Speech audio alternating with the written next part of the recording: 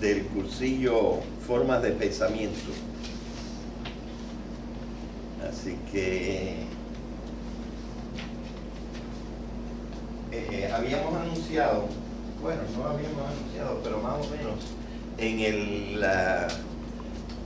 el esquemita que salió, que yo no sé si todos tienen ese esquemita, un esquemita que salió en el anuncio del cursillo, había como 12 o 13 diferentes temas, y este tema que voy a tratar hoy era el segundo, y el primero fue el que tratamos hace 2 días, ¿verdad?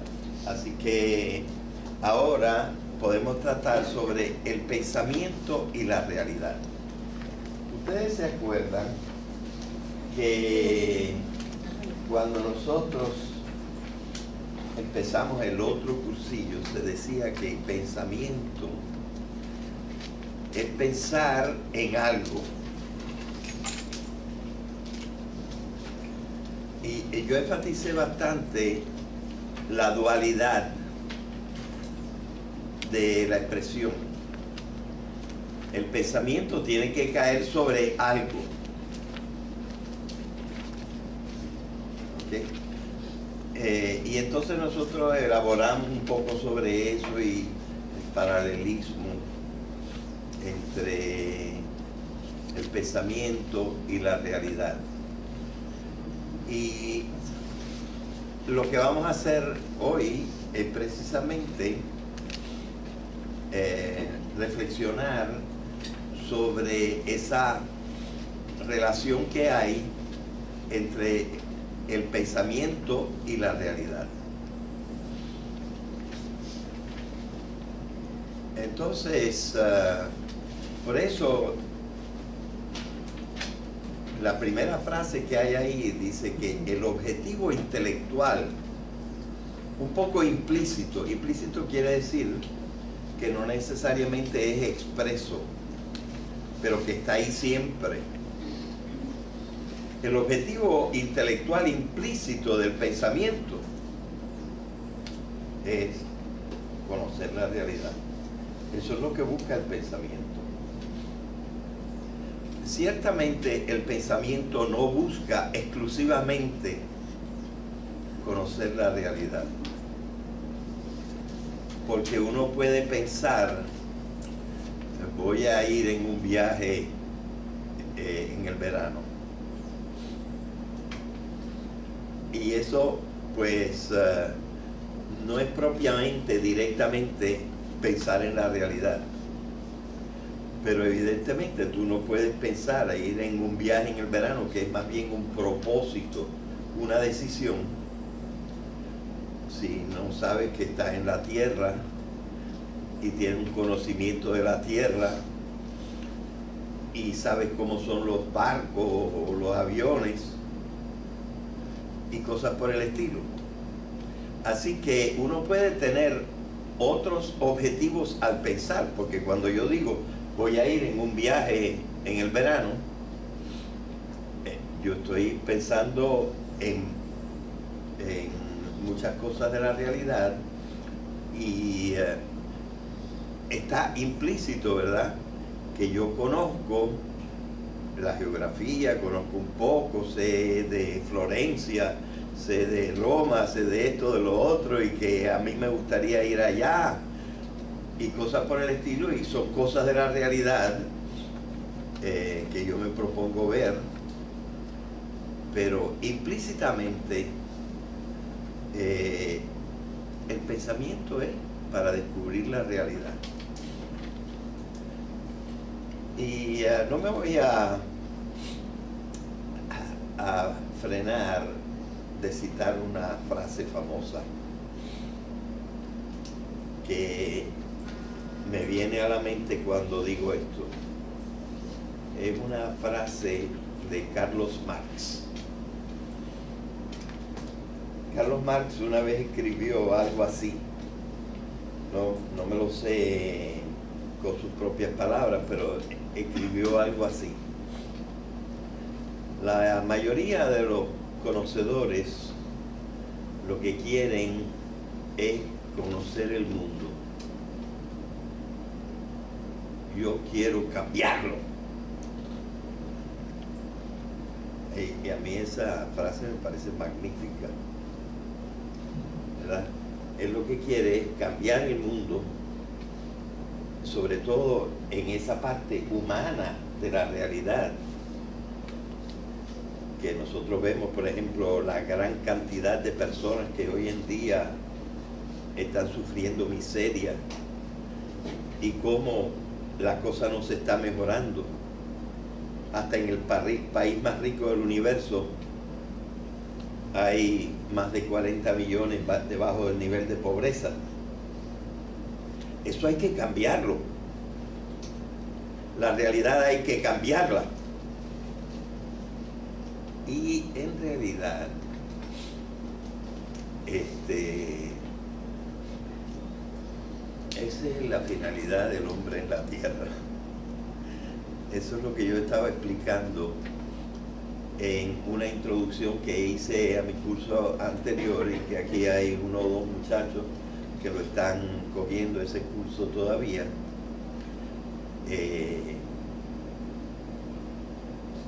El hombre está hecho no para pensar. El hombre está hecho para la acción. Y al final del curso ese que estos muchachos están siguiendo, hay un libro, hay que estudiar un libro de Cicerón que se llama Los Deberes. Y lo que dice Cicerón en una sola palabra es esto: el hombre está hecho para actuar. Y el hombre está hecho para actuar, para buscar el bien. Con su actuación, el hombre tiene que producir el bien. Y yo creo que podríamos estar de acuerdo con eso. Pero, para todo este magnífico propósito, lo primero que nosotros tenemos es que saber. Y ordinariamente saber lo logramos por el pensamiento. Y por eso yo creo que es a propósito nosotros decir que el objetivo intelectual implícito del pensamiento es conocer la realidad. Luego, el objetivo de la acción será buscar el bien. Ay, gracias. El objetivo de la acción será buscar el bien. No estamos diciendo que el pensamiento sea lo máximo, pero el pensamiento está ordenado a buscar el bien, pero no se puede buscar el bien si uno no conoce la realidad. Así que pensamiento y realidad están en tándem, como creo que dijimos en la clase pasada. Y por eso la siguiente frase dice que puede haber otros objetivos que nos ayudan a ponernos a pensar, pero parece que para todos ellos ese objetivo de conocer la realidad es previo. Primero tenemos que conocer la realidad para poder decidir hacer. Así que la realidad es ese algo de que nosotros hablábamos en la clase pasada, de que cuando se piensa en algo, aunque sea fantasioso, pero se piensa en algo. ¿Ok? Y hay ese doble aspecto que es el que nosotros tenemos que estudiar. Nosotros tenemos el pensamiento, pero nosotros estamos tratando de saber cuál es la realidad en que nosotros estamos viviendo, y ojalá que después queramos cambiarlo hacia el bien, ¿verdad? Que será un propósito ulterior, encontrar la manera de que esta realidad, y sobre todo la realidad de nosotros los hombres, sea mejor, y eso sin echar a perder el mundo, ¿verdad? Son cosas que todos nosotros queremos. Profesor, ¿Sí? usted dijo que hay que pensar en algo aunque sea algo fantasioso. Sí. ¿Significa que la fantasía también es una realidad? Eso es parte de lo que vamos a estudiar, estudiar hoy. Es precisamente parte de lo que vamos a estudiar hoy. Pero yo creía que usted me iba a preguntar que si la fantasía era también una parte del pensamiento. Y sí, es también una parte del pensamiento. Por ejemplo, como voy a citar un ejemplo ahí, Cervantes escribió con una fantasía fantástica sobre un ser humano que nunca existió, sobre dos seres humanos que nunca existieron, ¿verdad? Don Quijote y Sancho Panza. Nunca existieron. Pero cuántas cosas nosotros descubrimos a través de la fantasía de Cervantes. Y cuántas cosas sobre el hombre, sobre la vida, sobre la realidad material y sobre muchísimas cosas nosotros comprendemos cuando leemos el Quijote. Es una maravilla. Y la verdad es que leer nosotros el Quijote solo, sin oírlo en una clase o una clase de maestría, o leyendo una serie de cosas en internet, uno no saca demasiado. Realmente hay que profundizar tremendamente cuando uno estudia el Quijote. Y sin embargo, lo que nosotros estamos leyendo es mucha fantasía, ¿verdad? Estamos usando una serie de cosas reales para crear fantasías. Así que la fantasía es parte del pensamiento y tenemos que averiguar en qué sentido la fantasía es parte de la realidad. Es parte de la realidad, por ejemplo, en este sentido. Es algo que tienen los seres humanos y los seres humanos son reales.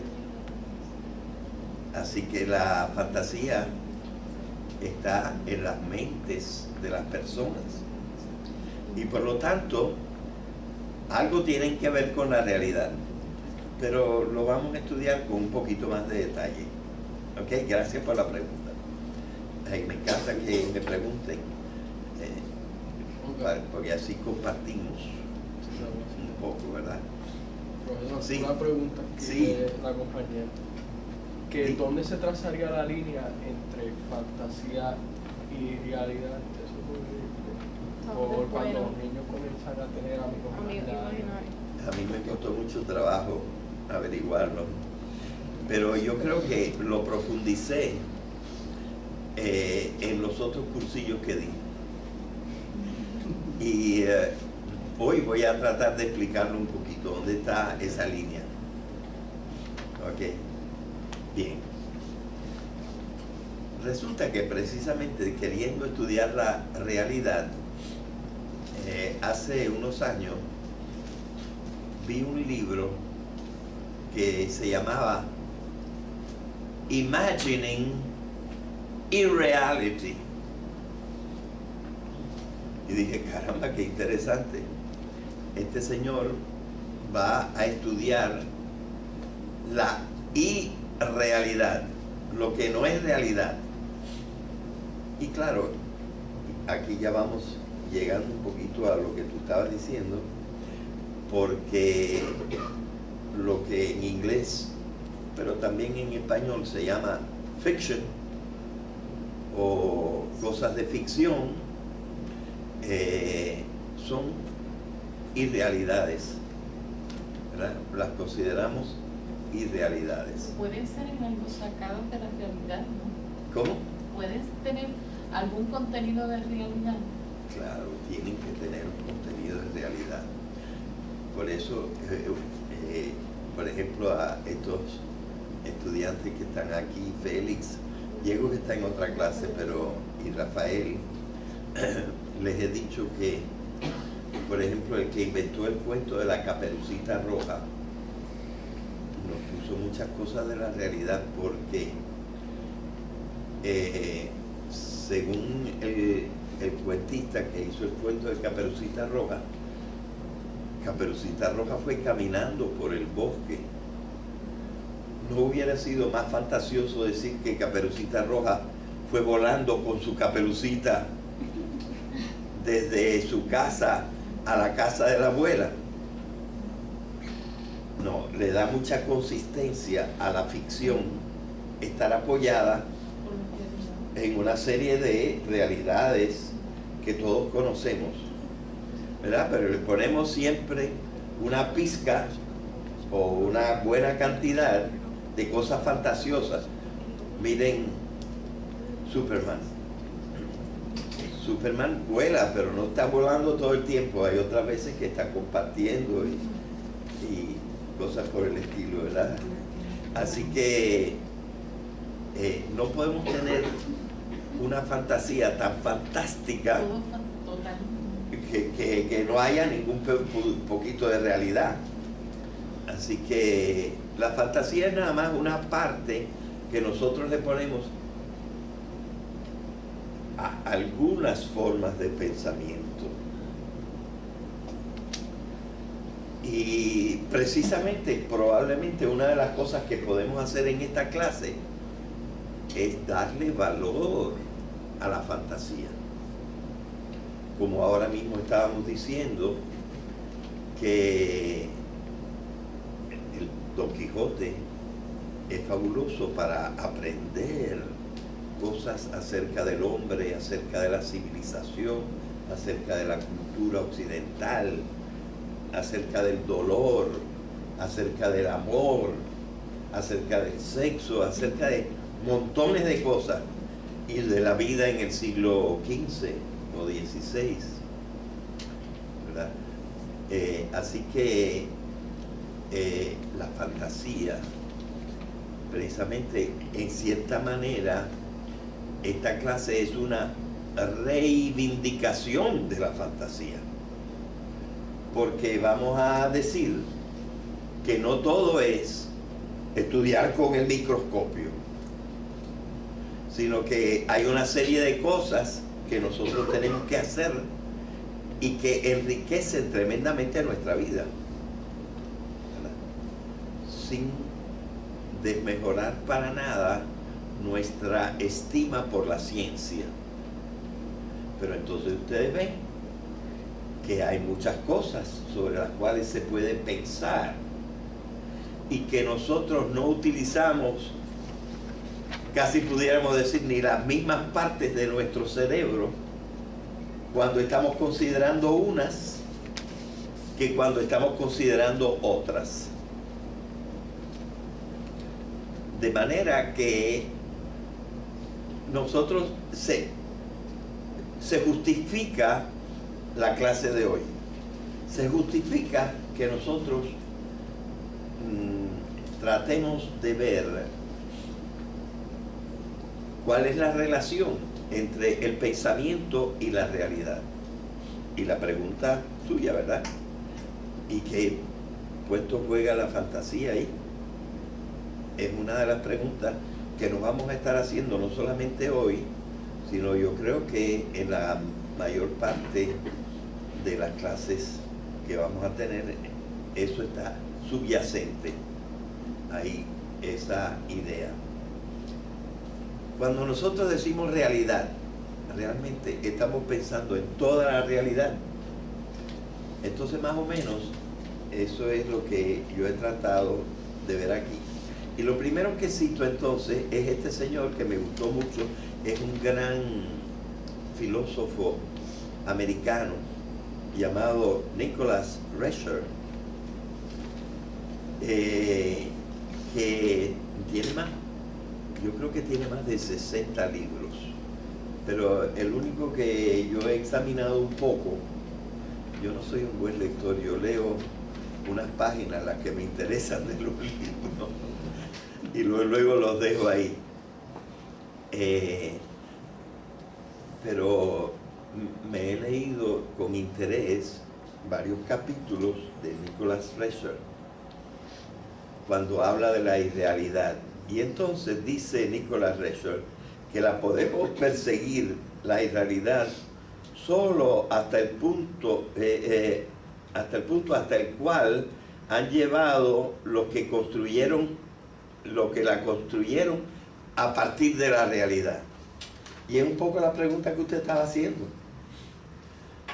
Nosotros, para pensar en la irrealidad, primero tenemos que saber cuál es la realidad y escoger algunas cosas de la realidad para presentar también la irrealidad.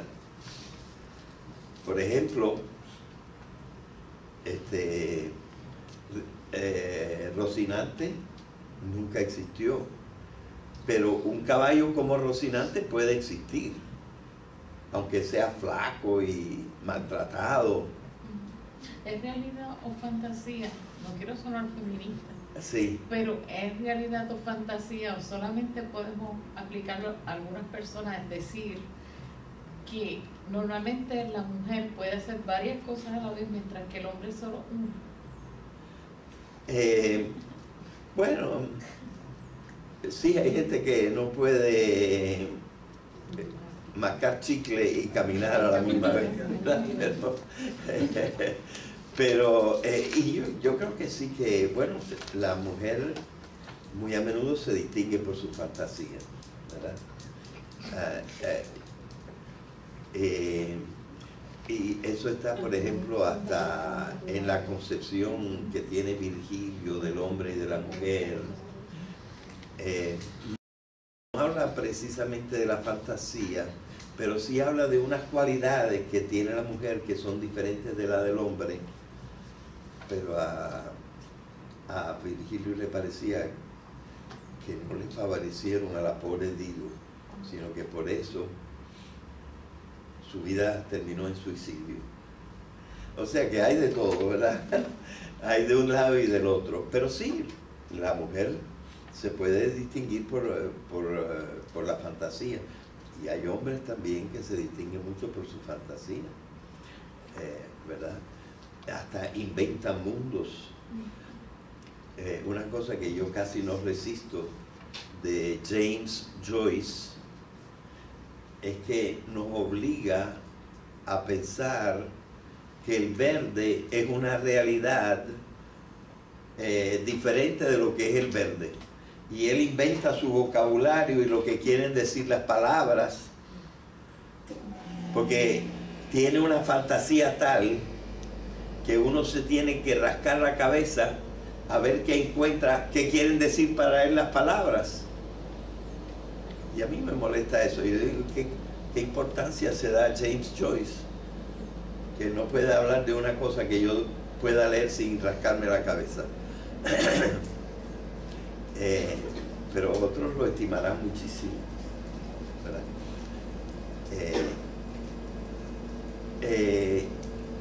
Así que hasta la irrealidad, es lo que nos está diciendo aquí Rescher, se apoya en la realidad. Y él es el que da ese ejemplo. Dice, nunca sabremos si Sancho Panza tenía el bigote corto o largo, si lo tenía negro o entrecano, porque Cervantes no lo dijo. Entonces, la fantasía también en alguna parte termina y nosotros no podemos coger de la fantasía y estirarla, porque entonces seríamos nosotros los que estaríamos creando, pero ya Cervantes no lo dijo. Y el Sancho Panza de Cervantes, nosotros no sabemos si tenía el bigote largo o corto, no sabemos si lo tenía entrecano o negro. La irrealidad termina en alguna parte donde nos deja la realidad de que lo que escribió Cervantes no lo menciona. Eso lo dice Nicholas Rescher en su libro sobre lo que es la irrealidad. En cambio, hasta ahora siempre hemos podido seguir penetrando más en la realidad. Por ejemplo, hay un tipo que se imaginó que todo lo que hay está hecho de átomos. Y él nunca vio un átomo. Él se inventó el átomo. Y en él el átomo era una fantasía. Este filósofo se llamaba Demócrito. Y de ahí cogimos la palabra átomo, y cuando fuimos diciendo, caramba, a lo mejor el átomo existe. Átomo quiere decir que no tiene partes, que es lo más chiquito que hay. A quiere decir no, y tomos quiere decir parte. La cosita pequeña que no tiene partes. Y él dijo que eso se llamaba el átomo. Ahora nosotros hemos dicho que el átomo tiene partículas. Y esas partículas ahora van por, yo creo que la cuenta va por algo así como 200 o más partículas, ¿verdad? Pero se discute si son reales. Y yo no soy muy bueno en física cuántica, pero he estado leyendo un poco para poder dar estos cursos. Y me he leído algunas cositas de el que hizo la bomba atómica, uno de ellos, Werner von Heisenberg. Y en uno de mis artículos puse como epígrafe estas palabras de él. Dice, los átomos y lo que está más abajo de los átomos quizá no son cosas verdaderamente existentes, son posibilidades. Él dice esa palabra, y él es uno de los que echaron para adelante la física cuántica. Y esas posibilidades, en algunos casos poniéndose juntas, ¡pam!, dieron el átomo. Pero él dice que el mismo átomo es una posibilidad, y que en realidad después lo que existen, bueno, de vez en cuando nosotros logramos zafar los átomos y tener un átomo puro de hidrógeno, un átomo puro de helio o de alguna otra cosita, pero en general están como metidos en otras cosas, están metidos en moléculas. Y entonces, como la física cuántica hasta ahora no hemos podido encontrar que tenga las mismas leyes que todo lo demás real que nosotros vemos, se está preguntando si lo que es la física cuántica lo podemos llamar realidad, o si lo real es lo que, usando una palabra inglesa que no tenemos en ese sentido en español, decimos reality is what actually exists. No possibly exist, sino actually. Y esta palabra se tomó de la filosofía. Esta palabra la usaban los filósofos, diciendo que hay unas cosas que existen en potencia y otras cosas que existen en acto. Por ejemplo, yo existía en potencia hace 200 años. Pero ¿cómo es que existía en potencia? Bueno, por el espermatozoide de un bisabuelo mío, que resultó ser el espermatozoide que hizo a mi abuelo. Y luego mi abuelo tuvo otro espermatozoide que hizo a mi padre. Y el espermatozoide que mi padre depositó en mi madre fue el que se convirtió en mí. Pero yo empecé a existir en acto solamente el 2 de diciembre de 1929. No, ese día es del nacimiento, 9 meses antes. Sí. Mis conocimientos de mecánica cuántica están bastante mohosos, pero me parece haber leído, y me corrige si ha leído algo que no es así, que esa transición de potencia a acto en el mundo de la mecánica cuántica se lleva en el momento en que uno lleva a cabo una observación. Bueno, esa es la teoría de Niels Bohr. Eso fue Niels Bohr. Sí. Y entonces eso me parece muy pertinente al tema de hoy, porque según eso no existe una realidad aparte del observador. Y no hay una barrera que distinga realidad de pensamiento. La realidad existe cuando se piensa sobre ella. Si no hay quien la piense, no existe.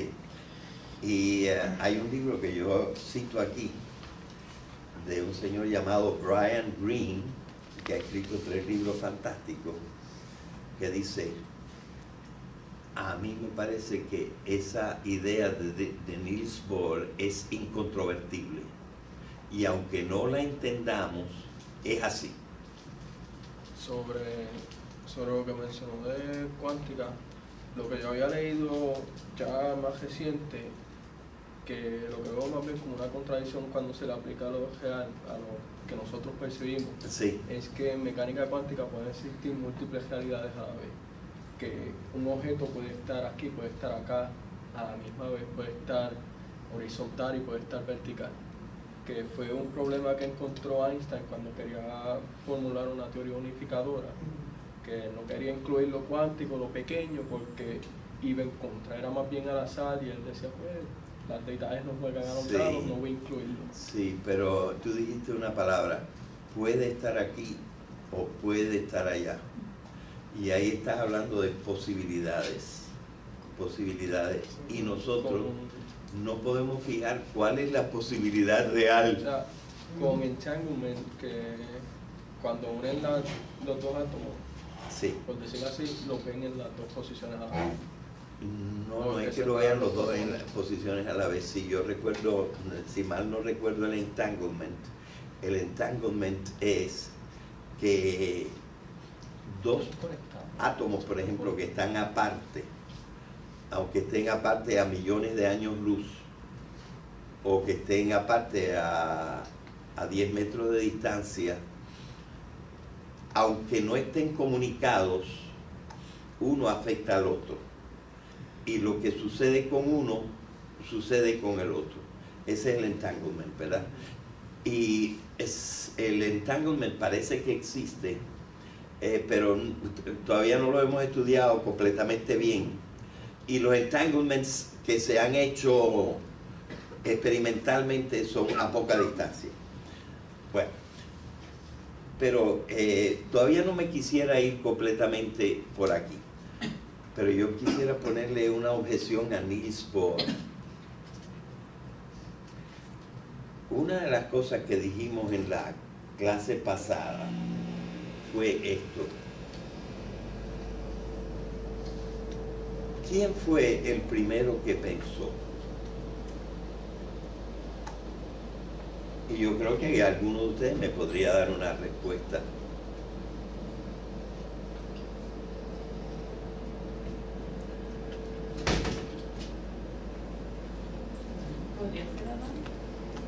Bueno, el primer hombre, vamos a decir, sea Adán o no. O el que fue. El que fuera, ¿verdad?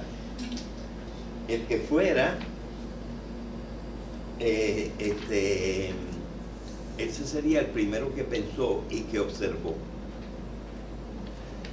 Y entonces, la realidad no existía antes de Adán, antes de ese primer hombre. Porque si para que exista la realidad se necesita el observador, entonces, curiosamente, Niels Bohr, que probablemente no creía en Dios, tendría que suponer que el observador máximo era Dios para que existiera la realidad.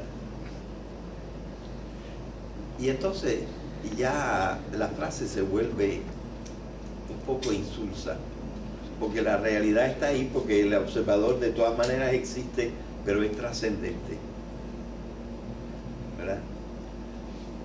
Y vamos a decir lo siguiente: aunque Brian Greene dice eso, porque yo lo he leído en sus libros, que por más que yo no lo pueda comprender, si no hay observador, no hay realidad. Porque lo dijo Niels Bohr y lo probó matemáticamente. Pero hay otro señor que escribió otro libro que yo cito aquí, que se llama David Deutsch, que escribió un libro que se llama The Fabric of Reality, y otro más reciente, en donde yo leí lo que voy a decir ahora, que se llama The Beginning of Infinity. Eso de Beginning of Infinity para él quiere decir que de aquí en adelante no hay nada que no podamos tratar de pensar y entender. Que por la organización de la ciencia, sobre todo a partir del siglo XVI, como pusimos la vez pasada, poco a poco iremos descubriendo todo. Y dice David Deutsch, lo que dijo Niels Bohr es una barra basada. Ahora bien, ¿qué cosa es la ciencia? La ciencia es el consenso provisional de la gente. Pues David Deutsch no está en consenso con Niels Bohr, y cada vez más personas creen que por más que lo haya probado matemáticamente Niels Bohr, lo que dijo es una barra basada. Y entre ellos, no solamente los ignorantes como yo, que no conozco casi física cuántica, sino gente que sí ha estudiado el fenómeno y lo ha explicado en libros como David Deutsch. De manera que, en cierta manera, podemos decir que ese pensamiento no es científico, aunque pertenece a la física cuántica, porque lo científico es aquello que forma el consenso de los expertos. Y aquí no hay consenso. Eso serían algunas palabritas. Y estamos entrando, ¿ves?, en el problema de qué es lo real y qué cosa no es real. Estamos entrando en este problema, ¿verdad? Así que, fíjense la frase esta de... Esta frase es mía. La irrealidad no está en un campo adyacente a la realidad. La irrealidad no está en un campo adyacente a la realidad. La irrealidad es obra del pensamiento. La realidad está ahí y la irrealidad la hicimos nosotros, lo que pensamos. Y si no existen los extraterrestres, los únicos que pensamos somos nosotros. Y la realidad es la fantasía. ¿Cómo? La realidad es parte o es la fantasía. La irrealidad es creada por la fantasía. La fantasía crea la irrealidad. Entonces, nosotros estamos en el mundo, nosotros los que conocemos, los que pensamos, estamos en el mundo. Vamos a suponer que algunas de esas 14 especies humanas que existieron antes de la nuestra, algunos de ellos ya pensaban. Bueno, pues desde ese momento, que no llega mucho más allá de 1 millón de años, nadie pensaba. El pensamiento empieza con los seres humanos.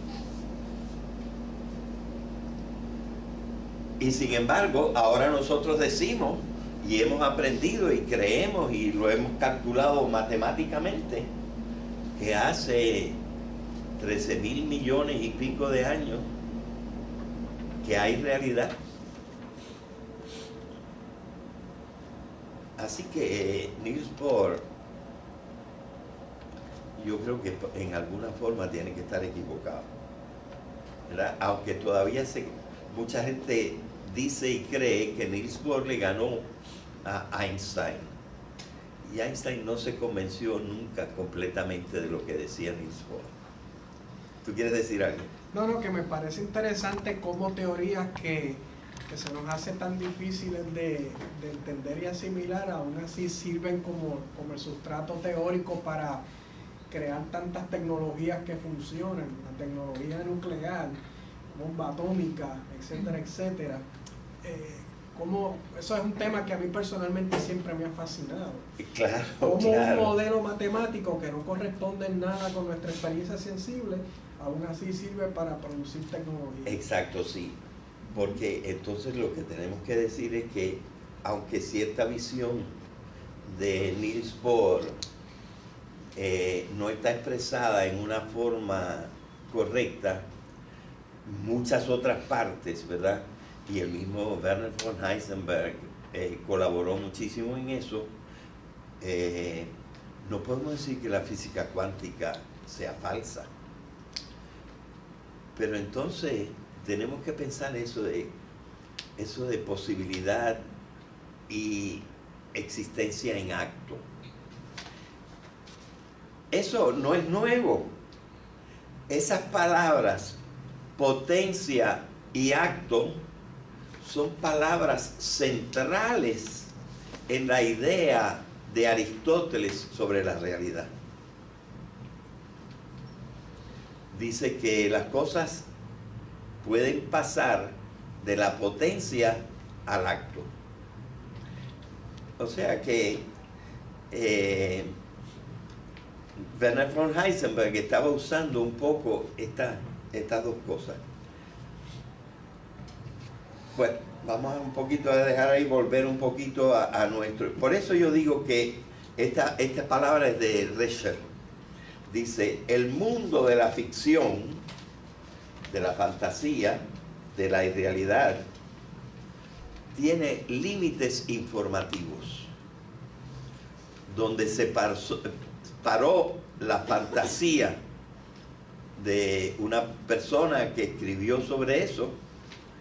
Allí se paró la información y ya no tenemos información sobre el bigote de Sancho Panza.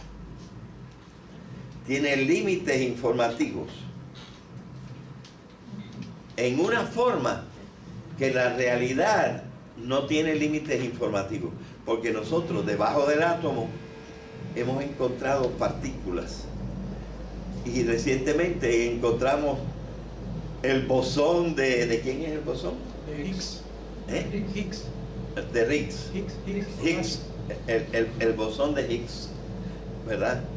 Y hace 2 o 3 días leí en el internet que ahora han encontrado que lo que pasaba con ciertas mediciones de la física cuántica era porque teníamos una idea equivocada de las dimensiones del protón,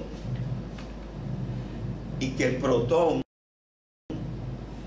es mucho más chiquito de lo que antes creíamos, y que cuando el protón se restringe a las dimensiones que ahora se cree que tienen,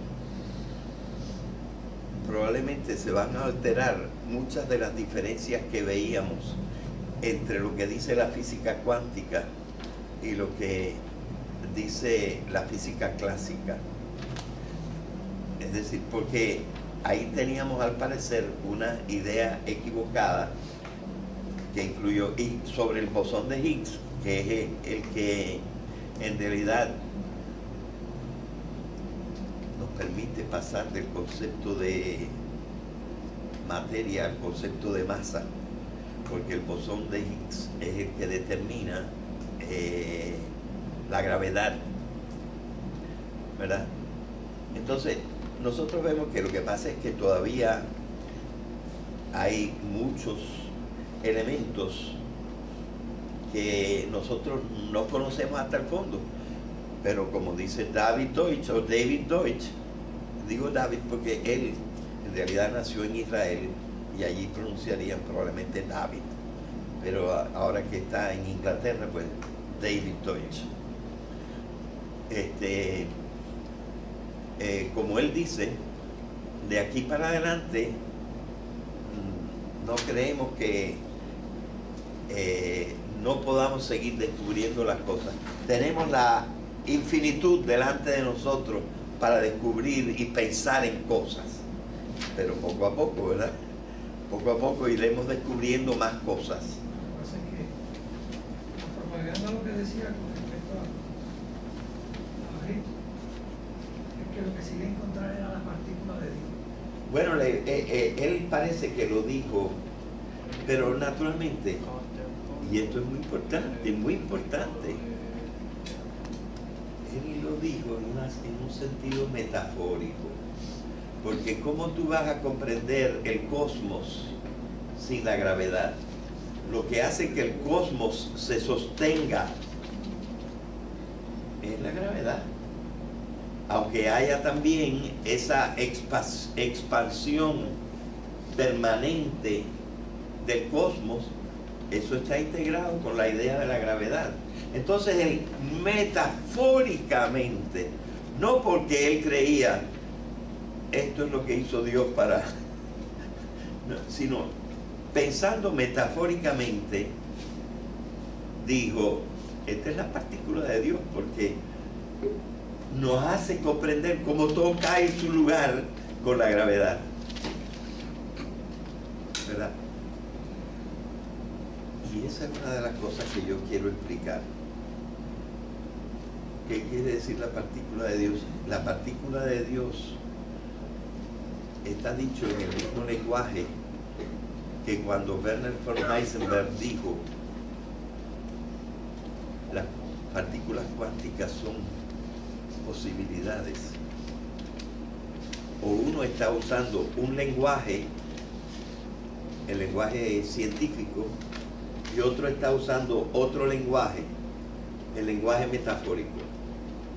Y Higgs parece que se ha arrepentido 40 veces de haber dicho eso, porque el científico usó una palabra metafórica y la metáfora tiene que estar excluida de la ciencia. Así que él se ha arrepentido mucho de haber dicho esa palabra, pero pegó. Y hay libros que tienen ese título, ¿verdad? Pero lo tenemos que comprender metafóricamente. Pero no es Higgs el único que ha hecho eso. El que más lo hizo es el que en la cultura occidental tomamos como el principal y esencial filósofo, Platón. Que Platón dijo que las almas existían antes que los cuerpos y que tuvieron la calamidad de caerse en los cuerpos, y entonces ya no veían la realidad como era, sino como sombras. Y Platón fue un filósofo que sin explicarlo usó las metáforas a troche y moche. Y en realidad logró una tradición en que la filosofía aceptó la metáfora, mientras que su discípulo Aristóteles no le gusta la metáfora. Él trata de usar nada más palabras que signifiquen lo que tienen que significar. Y entonces el mito de la caverna es un mito, no es un lenguaje lógico racional. No explica la realidad como es, sino a través de un ejemplo. Y ese ejemplo ha equivocado a muchas personas. Los ha equivocado porque les ha hecho pensar que las almas son independientes de los cuerpos, que las almas existían antes que el cuerpo, que ahora no podemos conocer, que cuando nos muramos vamos a empezar a conocer. Y una serie de cosas que, por ejemplo, los científicos no creen. Y no es que yo esté 100% del lado de los científicos, pero los respeto mucho, los científicos. Esto es lo que vamos a tratar de ir estudiando en estos días, porque nosotros hablamos ordinariamente sin fijarnos en estos detalles. Sí, es que tengo una preocupación porque siempre he oído la palabra consenso ligada a la realidad, pero no ligada a la ciencia.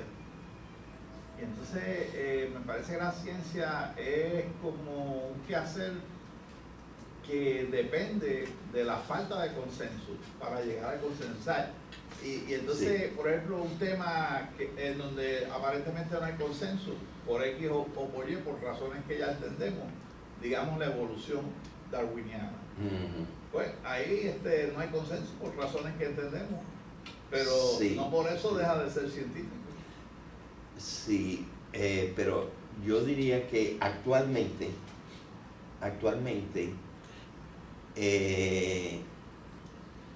yo dije el consenso de los expertos,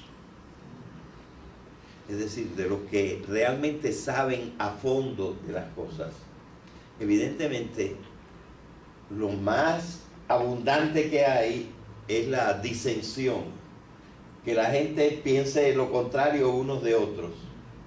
Ahora, cuando la gente se pone a estudiar, a pensar, a investigar, que son sobre todo los científicos, ellos van como reduciendo las diferencias.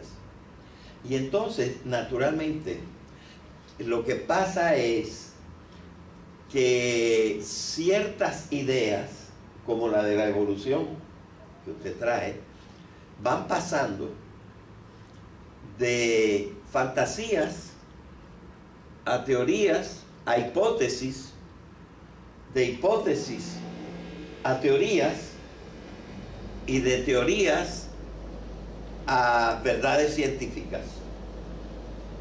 ¿Cómo van pasando? A medida que se va ganando el consenso, ¿verdad? De manera que sí, el consenso es definitivo. Y aquí tenemos un profesor muy interesante llamado el profesor Harry Nieves, que dice que hay ciertas cosas que en otro tiempo eran científicas, como por ejemplo que los primeros padres fueron Adán y Eva. ¿Por qué? Porque hubo un tiempo en que ese era el consenso, por lo menos dentro de la cultura occidental. Entonces tenemos que llamarlas científicas, porque la ciencia es el consenso. Lo que pasa es que hemos empezado a hacer progresos.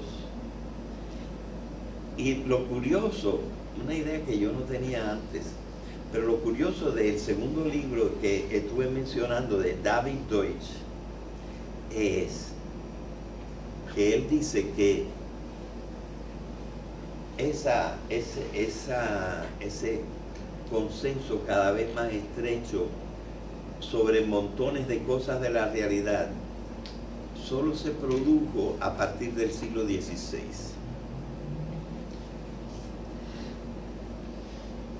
Y que desde entonces es que se dan los fundamentos de la ciencia moderna.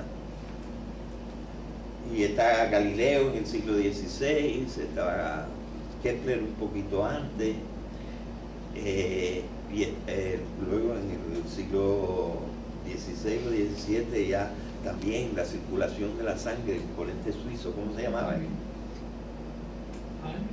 ¿Ah? No, anterior, no me acuerdo, a lo mejor es Harvey. Yo. Que Calvino lo mandó a... ¿Cómo? Calvino lo mandó Así a matar. matar.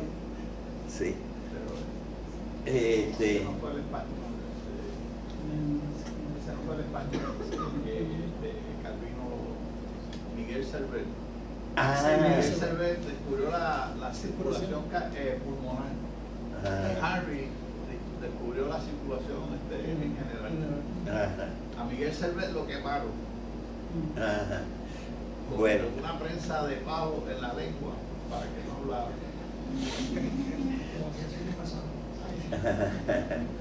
Bueno, entonces lo que nosotros estamos viendo es que esta teoría, porque yo creo que es una teoría, no es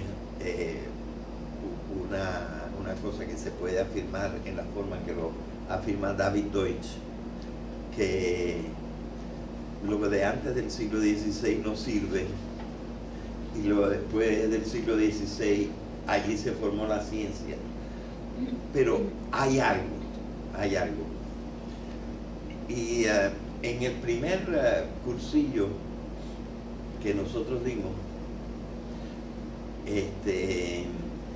leímos hablamos de un libro de Morris Berman.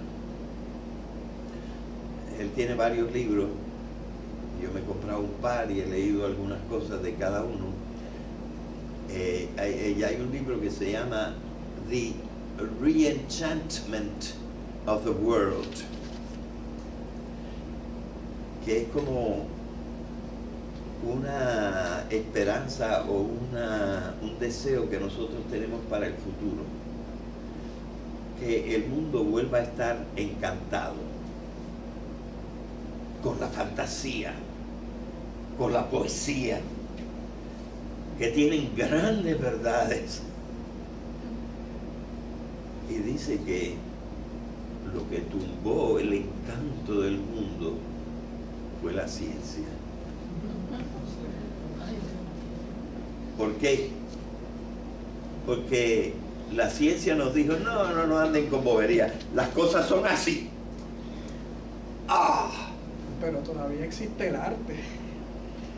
Bueno, él que ahí dice, es donde se manifiesta. bueno, pues por eso él trata de recoger todas esas cosas que todavía existen, a ver si podemos volver a reencantar el mundo. Pero Berman dice una palabra muy buena sobre la ciencia. ¿Saben lo que dice él? Porque la ciencia no es mala. ¿Qué hizo la ciencia? La ciencia le dio al hombre el sentido del conocimiento útil. Y eso es lo que ha traído todo ese adelanto del que usted hablaba. Antes se hablaba de la metafísica, de la potencia, del acto, se hablaba de quién sabe cuántas cosas, pero ¿qué hacíamos con eso? Con eso no se podía ni comer. Y la ciencia, a partir del siglo XVI, fue logrando usar el conocimiento para los fines prácticos. Y entonces, ¿qué pasó? Que el hombre, por ejemplo, se despegó de los fines teóricos, de la idea de el bien. Lo práctico es tener dinero. Y tener dinero se consigue con alguna aplicación científica, sea de la economía, sea de esto, sea de lo otro.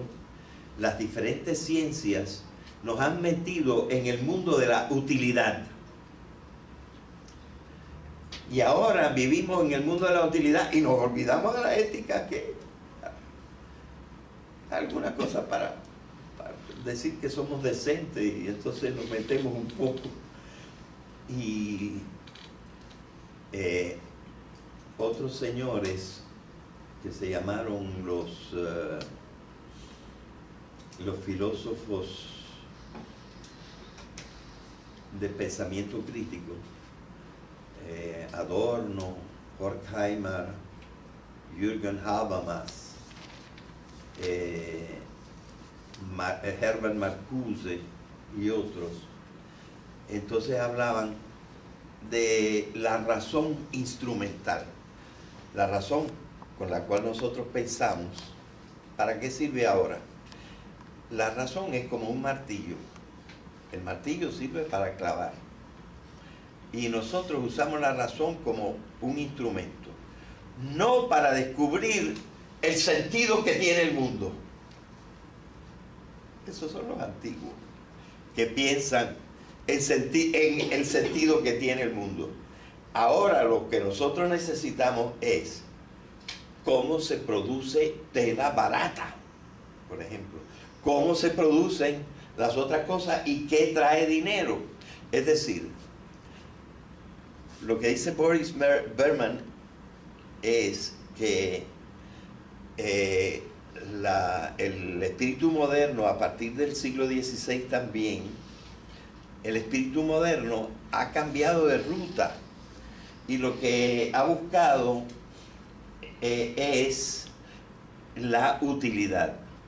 Y claro, esto ha producido una cosa fantástica, porque ¿qué cosa más útil que la ciencia? ¿Verdad? De manera que nosotros tenemos que ver todos los aspectos, y la ciencia es utilísima, es la que nos ha traído toda esta tecnología y todas estas cosas. Y la ciencia es una forma de pensar, usa una sola forma de pensamiento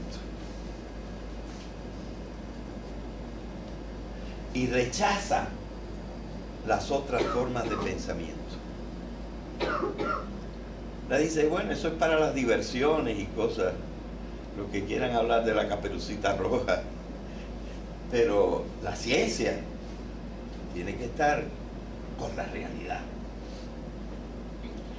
¿verdad? Y entonces el mundo ha cambiado, y realmente yo creo que ha cambiado mucho el mundo del siglo XVI para acá.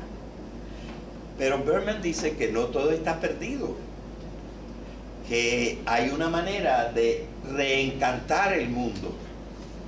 Y a mí me gustaría pensar que con esta clase también nosotros podemos ayudar a reencantar el mundo, a descubrir, por ejemplo, la importancia de la fantasía, de la imaginación, y no solamente de eso, sino de quizá otras formas de pensamiento. Y eso es lo que vamos a plantear. ¿Hasta qué punto nosotros podríamos confiar también, además de la ciencia, en otras formas de pensamiento? Y lo primero que habría que decir es, no creyendo que otras cosas que nosotros decimos, como la Caperucita Roja o como Adán y Eva, están dichas con la misma forma de pensamiento con que está dicho la física cuántica o la física de Newton, sino que hay estructuras diferentes en diferentes tipos de pensamiento. Y esto es más o menos lo que queremos explicar en el cursillo en general. De manera que nuestro mundo se abra más y nosotros veamos más realidades de las que considera la ciencia. Aunque esto no le quita nada a la ciencia. La ciencia la tenemos que mantener, porque uno de los valores que nosotros tenemos que estimar en el mundo es el valor de la utilidad. ahora no nos vamos a poner idealistas o a creernos ángeles, ¿verdad? La utilidad tiene que seguir jugando un papel en la realidad y nadie está en contra de eso, ¿verdad? Pero nosotros tenemos que ver, tenemos que distinguir. Aristóteles y los medievales decían que en la discusión, cuando nosotros nos ponemos a discutir, lo más importante que hay es lo que ellos llamaban los distingos. Los distingos. Es decir, tú estás creyendo y estás hablando en una forma como si estuvieras hablando de una cosa, pero aquí hay dos aspectos. Si lo consideras así, esto es una cosa, y si lo consideras así, es otra cosa. Es decir, si tú logras hacer un distingo, conoces mejor la realidad, ¿verdad? Así que eso de la distinguir entre las formas de pensamiento, eso es lo que yo quiero hacer. Lo que me gustaría lograr es que nosotros tuviéramos unas reglas para pensar con unas estructuras en unas cosas y pensar con otras estructuras en otras cosas, ¿verdad? Y más o menos pues eso es lo que nosotros queremos hacer. Aquí dice entonces este John Wheeler, yo copié ahí una frase de él, dice: no elementary phenomenon is a real phenomenon until it is an observed phenomenon. O sea que Wheeler estaba del lado de Niels Bohr, ¿verdad? Pero estas son ideas que probablemente tendremos que cualificar. A lo mejor no desechar del todo, pero no son ideas completamente generales, ¿verdad? Porque cuando nosotros empezamos a observar una serie de otras cosas, y claro, un distingo es, Dios es un tipo de observador diferente de los observadores. ¿Y cuál es el tipo de observador? Ah, pues ya Aristóteles había dicho cuál es la diferencia entre Dios como observador y los hombres como observadores. Hablando de una cosa que se llama la causa primera y de otra cosa que se llama las causas segundas. Él estableció una diferencia entre la causa primera y las causas segundas. Y un día de este curso, pues nosotros vamos a hablar de ese tema. Haremos ese distingo, ¿verdad? De manera que nosotros trataremos de examinar realmente qué es la realidad. Yo no estoy seguro que yo sepa bien qué cosa es la realidad. Pero me parece que en los últimos años he adelantado un poquito. Yo les conté la vez pasada que yo tengo una tradición desde chiquito, desde mi casa, de mucha religión.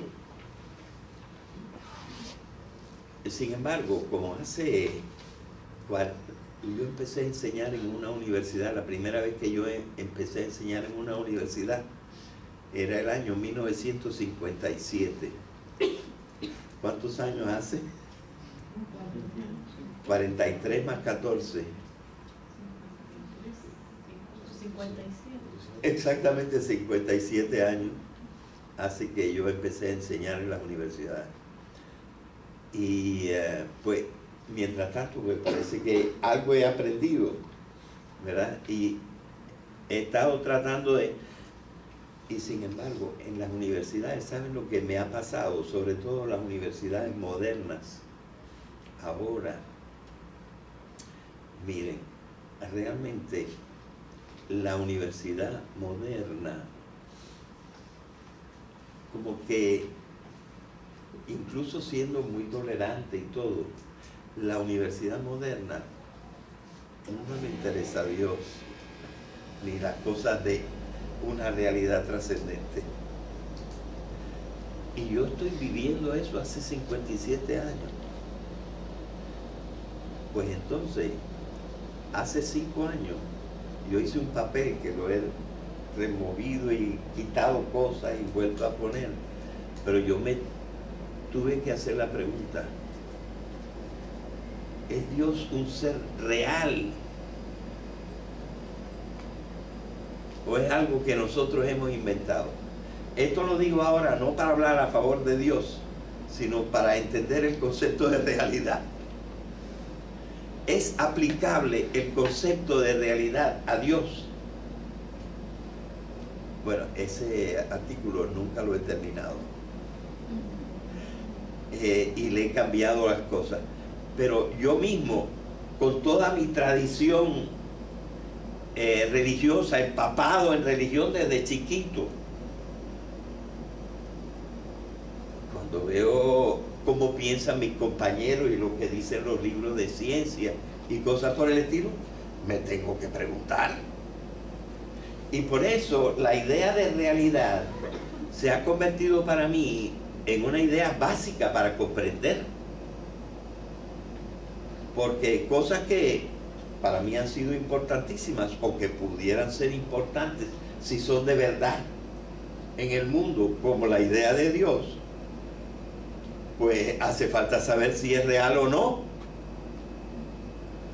¿verdad? O sea que entonces me he puesto a ver qué quiere decir realidad. Y como el pensamiento, voy a decir otra cosa que es una frase bastante sabia: el pensamiento es histórico. Es decir, alguien empezó a pensar y detrás vino otro y pensó, pero dijo que era un poco diferente, y un tercero sacó una nueva idea que logró empatar a aquellos dos y siguieron para adelante.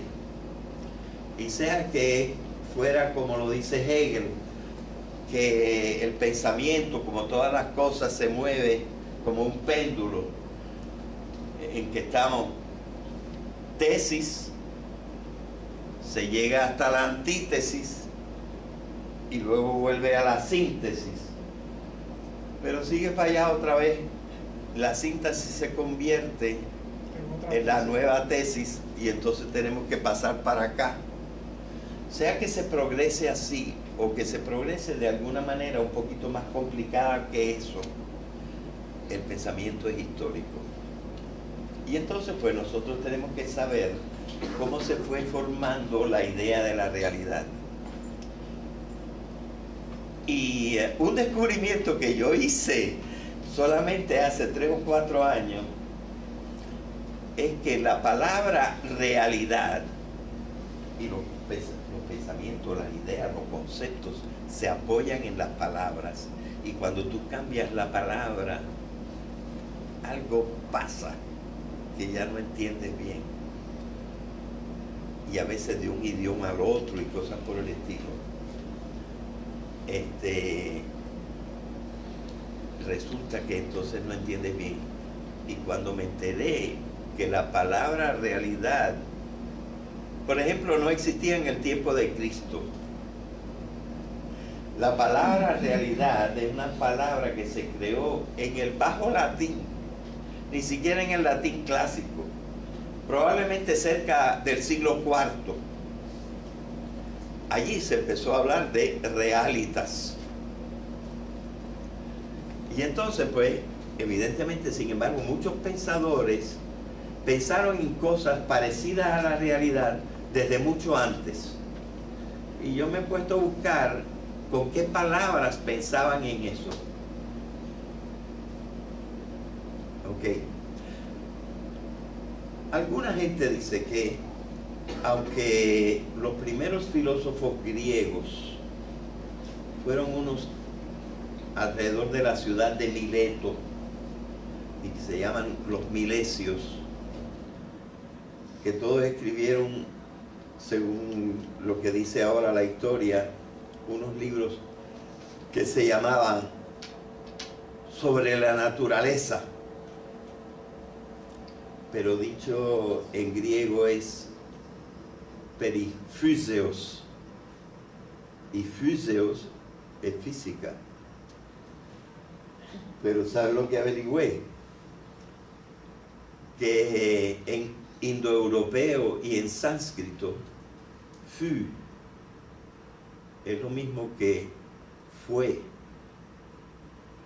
es decir, el verbo ser. Ok, entonces los milesios dijeron, ¿qué es lo que hay? ¿Qué es lo que es? ¿Qué es lo que existe? Y entonces hablaron de la naturaleza y dicen, bueno, todo viene del agua. Y el otro decía, todo viene de esto, las ideas. Pero dicen, lo leí recientemente, que realmente el verdadero primer filósofo fue Parménides. Que Parménides estaba probablemente escribiendo como en el año 515 antes de Jesucristo. Y tiene una cosa formidable. Parménides fue el primero que reflexionó sobre la palabra y el concepto de ser.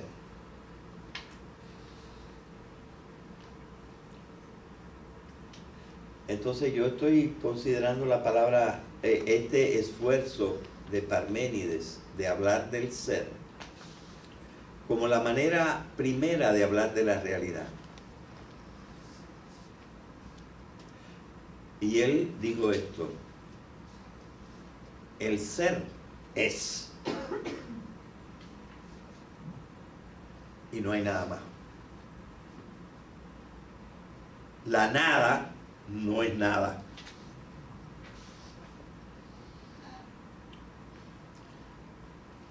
Bueno, de Parménides nos quedan como 50... ¿Ah? 4 páginas. Ah, tú las viste, ¿verdad? Sí. Sí. Las 4 páginas, como 4 páginas, pero se han estudiado a fondo. Y yo las tengo así en 2 columnas, aquí en inglés, aquí en griego y aquí en inglés, aquí en griego y aquí en alemán, aquí en griego y aquí en francés, aquí en griego y aquí en español, para ir estudiando las correspondencias y con qué palabras se traduce en cada palabra, ¿verdad?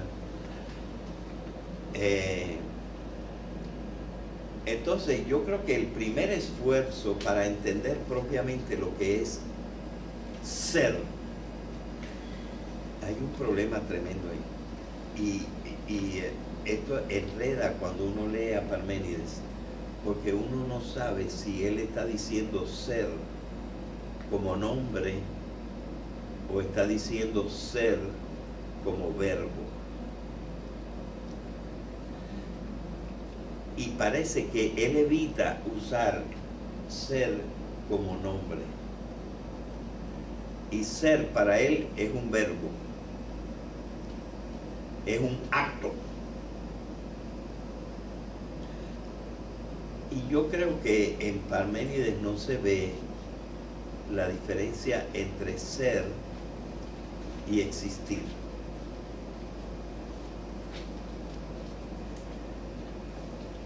Porque eso de existir, hay muchas cosas que no existen. Y entonces se está hablando de una cosa de la que Parménides no quiere oír. Parménides no quiere oír de lo que él llama el movimiento. Pero hay que usar otra palabra en vez de movimiento. Los libros de filosofía usan la palabra movimiento, pero entonces nadie entiende. La palabra movimiento quiere decir, en realidad, cambio. Una cosa que estaba aquí y luego está acá. Una cosa que era verde y ahora es azul. Cambio. Él dice, o él piensa, que el ser no puede cambiar. Porque si el ser cambiara, era una cosa y ahora no la es. O no era una cosa y ahora la es. Y eso no es ser. Ser es una cosa eterna. Y la palabra que se usa, y por eso lo de movimiento, es inmutable. Fíjense, yo no estoy diciendo que Parménides tenía razón. Yo lo que estoy diciendo es por qué él dice eso. Si no hubiera usado la palabra ser y hubiera usado otra palabra, a lo mejor nosotros se lo aceptábamos mejor. Bueno, entonces hay sobre todo 4 cosas que en este momento ni yo me acuerdo cuáles son las 4 cosas que Parménides dice del ser. Y una de ellas es que es inmutable, es eterno. Y están las 4 palabras griegas que yo las tengo subrayadas, no me acuerdo cuáles son. Pero eso es lo que es el ser para él. Ahora, yo me pongo a coger esas 4 palabras y ver qué cosa hay ahora, qué idea nosotros tenemos a la cual le podamos aplicar el concepto de ser que tenía Parménides. Y no he encontrado ninguna. El concepto de ser que tenía Parménides no se puede aplicar a Dios. Porque entonces lo demás no existiría. Y nosotros vemos que existen cosas. Esa silla existe. ¿Y cómo tú dices que el ser? Porque otra de las cosas que él dice que el ser es uno. Punto. El ser es uno. No hay 2 cosas. Es eterno. Es inmutable. Y tiene varias palabras así. Y tú ves, y no se le puede aplicar a Dios. Pero no se le puede aplicar a las estrellas. No se le puede aplicar al planeta Tierra. No se le puede aplicar a los animales, ni a las plantas, ni al hombre. Entonces, ¿qué podemos hacer con el concepto de ser que tiene Parménides? Descartarlo. Lo podríamos descartar, pero lo podríamos también sustituir. Hay que evolucionarlo. Sí. Me parece que fue Descartes que utilizaba el ejemplo de la cera, donde se podía derretir y asumir diferentes formas. Y entonces la cera, pues antes era una vela, ahora es una mancha, pero sigue siendo cera. Entonces Descartes hizo una distinción entre accidentes y las cosas que son verdaderamente la esencia. Cuando uno dice que la mesa cambia o whatever, lo que sea cambia, ¿qué es lo que está cambiando? ¿Los accidentes o la esencia de la mesa? ¿Qué es la esencia de la mesa? Exacto, eso lo empezó a ver Aristóteles, que fue el que trajo el concepto de esencia, ¿verdad? En efecto, eso es lo que estamos haciendo, estamos tratando de ver que el concepto de ser en Parménides, como está expresado, es inadecuado. Pero ahora tenemos que ver qué es lo inadecuado en el concepto de ser. Sí. ¿Qué es lo inadecuado en el concepto de ser de Parménides? Y es que Parménides optó por decir que el ser era uno.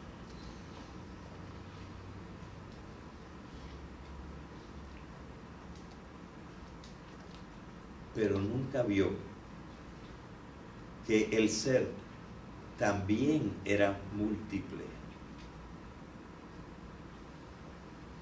Porque tú eres un ser, y tú eres un ser, y tú eres un ser, y tú eres un ser, y este papel es un ser. Así que ese fue el verdadero problema de Parménides. El problema de Parménides fue quedarse nada más en el ser como uno. Pero hay algo que es uno. Todo lo que existe es. Es decir,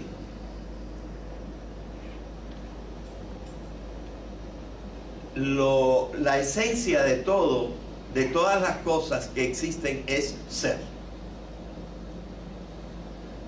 Y en ese sentido, en su manera primitiva de pensar, eso es lo que él quería decir. No hay varias cosas, todo es ser.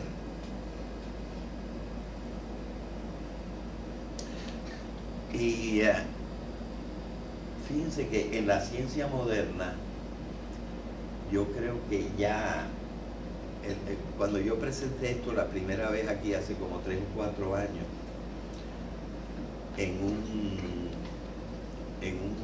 una conferencia que se llamó, y que está ahora también escrita como un artículo, la visión de la realidad, la visión de la unidad de la realidad. Para que no hablara solamente uno que se guía un poquito de filósofo, que tampoco lo soy porque yo no tengo ningún título de filosofía. Invité a un biólogo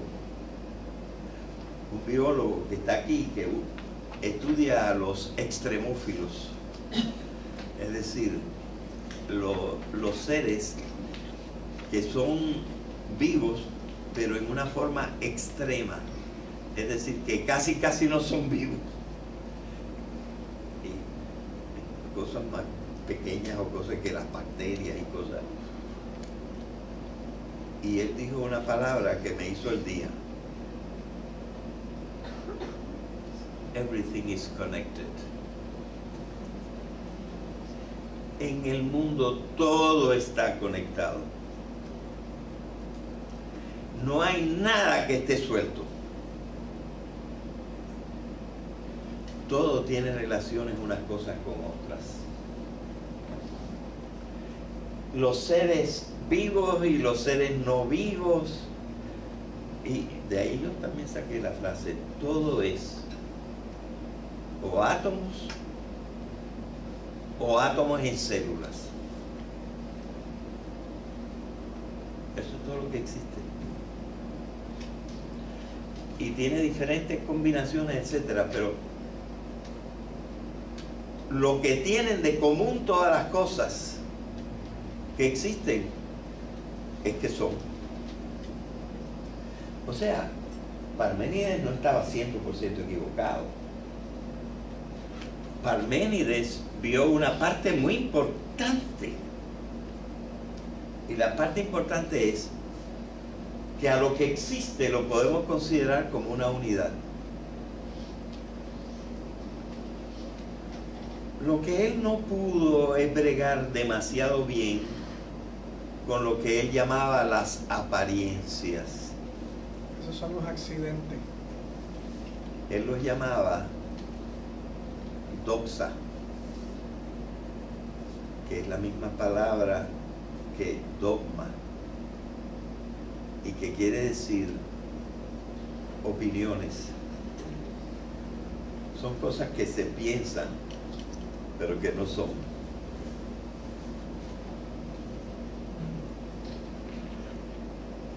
Sí. Parménides y Demócrito son pilares de la versión filosófica que se conoce como el materialismo. Bueno, Parménides no necesariamente. Demócrito sí. Fue Leucipo. Demócrito y Leucipo son los dos. Los atomistas. Los atomistas son los dos materialistas. Los dos que se consideran materialistas. Y fíjate, el mundo del átomo de Demócrito tiene las mismas características que el mundo del ser de Parménides. Cada átomo es uno, cada átomo es eterno, los átomos no cambian, es decir, las mismas características que Parménides vio en el ser uno, Demócrito las vio en el ser múltiple. Las definió de la misma manera. Te llamo después, estoy en clase.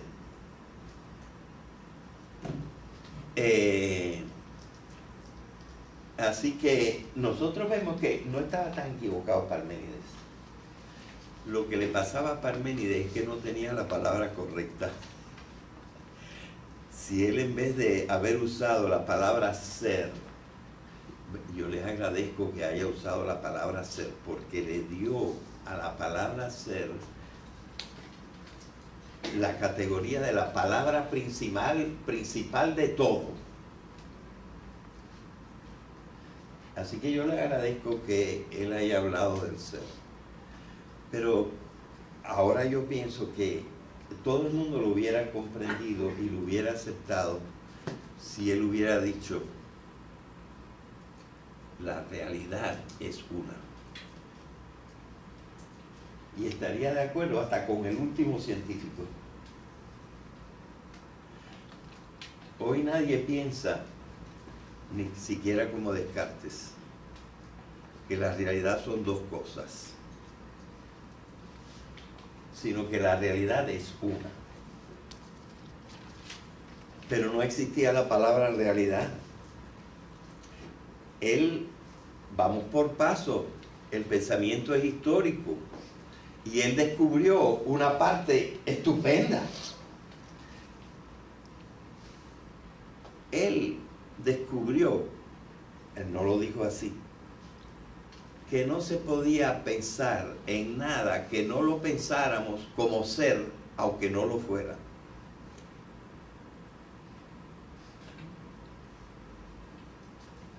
En nuestro lenguaje, por ejemplo, nosotros tenemos verbos y tenemos nombres.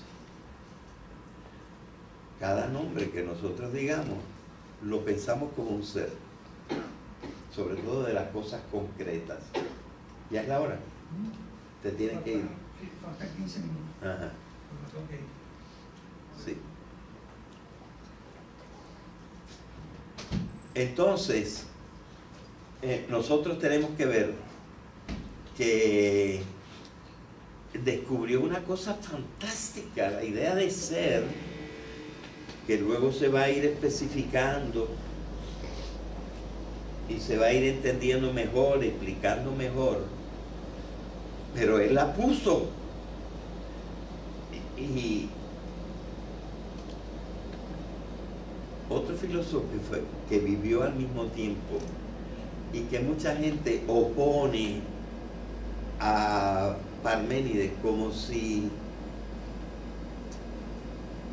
tumbara a Parménides o Parménides lo tumbara a él, es otro filósofo que se llamaba Heráclito. Sí, Heráclito, y que vivió más o menos al mismo tiempo. Se discute quién vivió primero. Probablemente fueron bastante contemporáneos, pero probablemente no se conocieron. O en todo caso, dicen que Parménides supo algo de Heráclito, porque hay alguna gente que cree que el primero que vivió fue Heráclito y luego Parménides, pero eso no está muy seguro.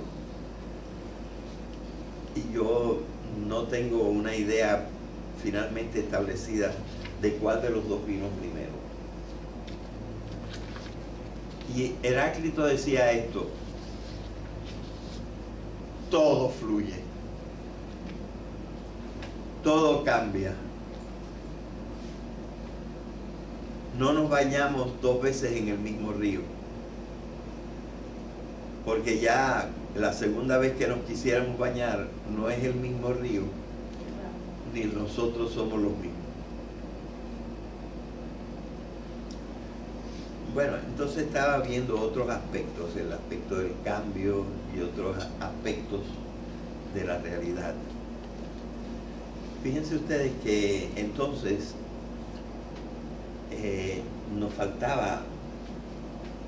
faltaban todavía los conceptos, se estaba organizando un poco la idea de ser, y estábamos tratando de ver qué comprendía la idea de ser. Pero en realidad ni siquiera Parménides comprendió completamente hasta el fondo la idea de ser. Vio una cosa esencial, y lo que vio de esencial es que en el fondo nada más hay una cosa, que es la realidad. Y everything is connected.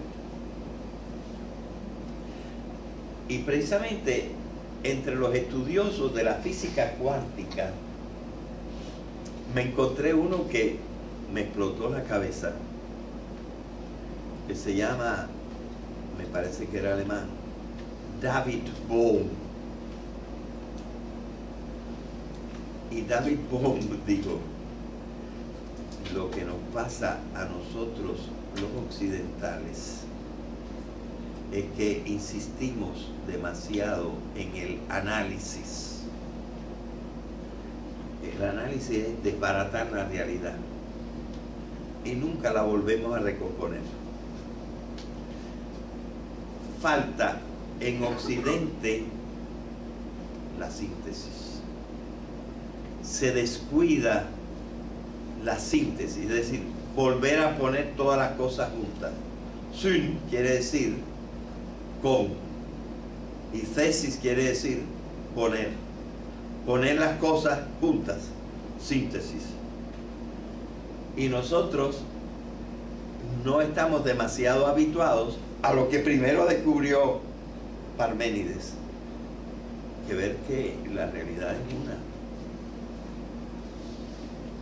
que todo se compone, ¿verdad? Y nosotros, esa intuición básica de Parménides tiene que ser valorada. La idea de la unidad de todas las cosas, ¿verdad? Pero evidentemente lo que ha hecho la ciencia, pero se empezó a hacer desde Aristóteles, es separar en partes. Y Aristóteles tiene un libro de botánica, un libro de cosmología, un libro de zoología, fue el primero que hizo un libro de lógica, un libro, mejor dicho, 3 de ética.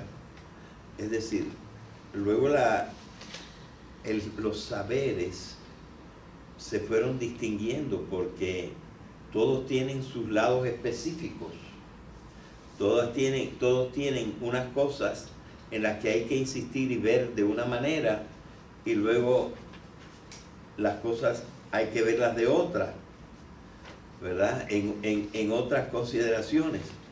Pero finalmente, cuando nosotros vamos a ver las cosas, también es verdad que todo es uno.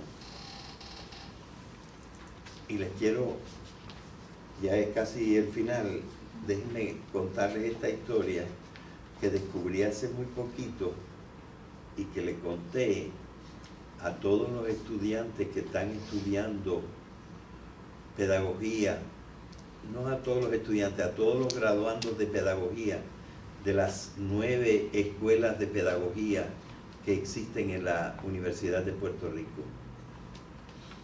Les dije,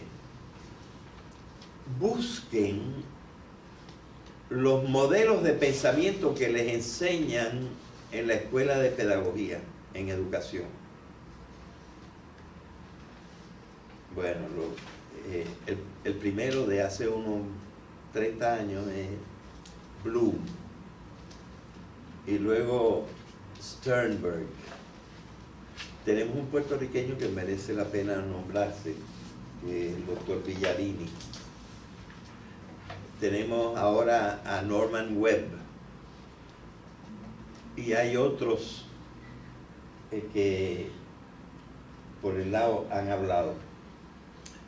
Uno que yo no conozco muy bien, que me lo dijeron recientemente, y cada uno tiene su teoría del pensamiento. Ninguno conservó la síntesis como un concepto básico del pensamiento. Había dos que lo tenían y lo borraron. David Bohm, físico cuántico, se dio cuenta de eso. Los occidentales no hemos desarrollado la idea de la unidad de la realidad. La estamos medio que descubriendo ahora a través de la ciencia. Pero los occidentales, la síntesis no la hemos tomado en serio. Y sin embargo, los occidentales, bueno, si digo esto, que va a salir también por internet, me matan. Así que mejor no lo voy a decir como lo quisiera decir. Vamos a decir simplemente que los occidentales se olvidan de la síntesis y no le dan bastante valor a la idea de la unidad de la realidad. Precisamente ese es el artículo que yo escribí.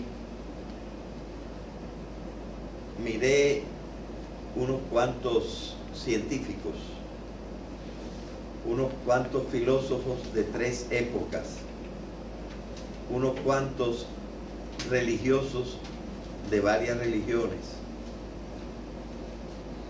y unos cuantos teólogos que son los que organizan la religión con conceptos filosóficos, y encontré que los únicos que medio que pensaban en la unidad eran los científicos.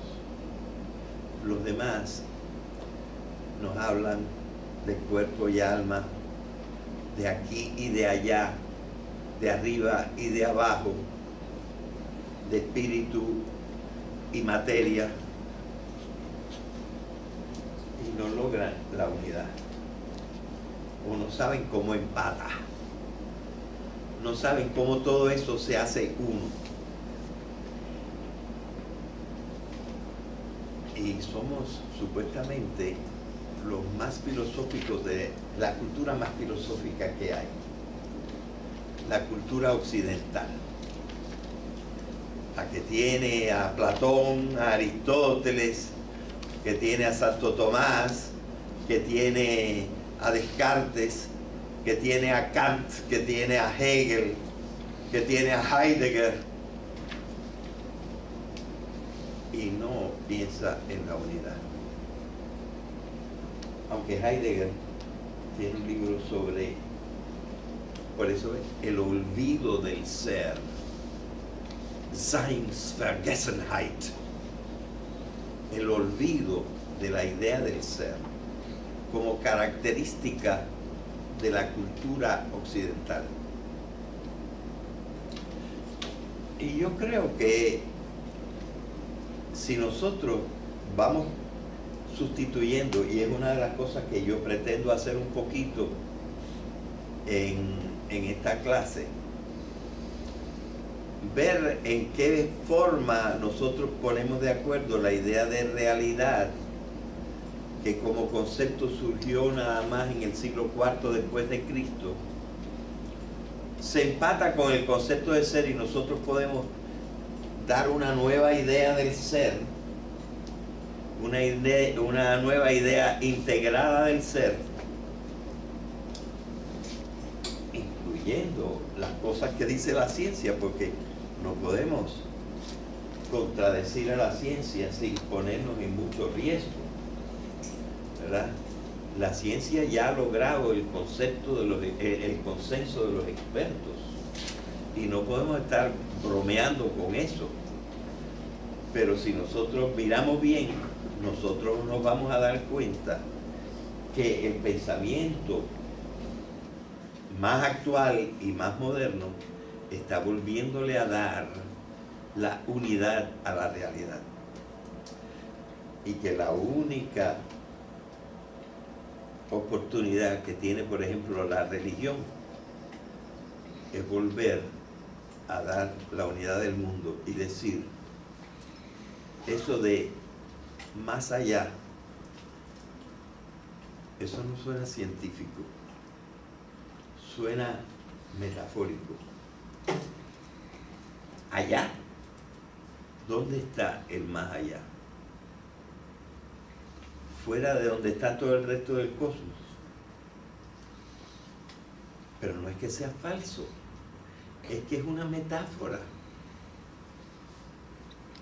Y entonces vamos a tener que explicar qué cosa es la metáfora. Y qué cosas son otras cosas que se han olvidado mucho más que la metáfora, porque la metáfora se ha conservado gracias a que la poesía la mantiene. Pero entonces nosotros vamos a tener que revisar. Hay formas de pensamiento y formas de pensamiento y otras formas de pensamiento. Y no podemos decir toda la verdad al mismo tiempo. Pero vemos un aspecto y una manera y vemos otro aspecto y otra manera. Y Dios existe de una manera y las cosas existen de otra manera. Lo vivo existe de una manera y lo que no es vivo existe de otra manera, y nosotros vamos a ir distinguiendo.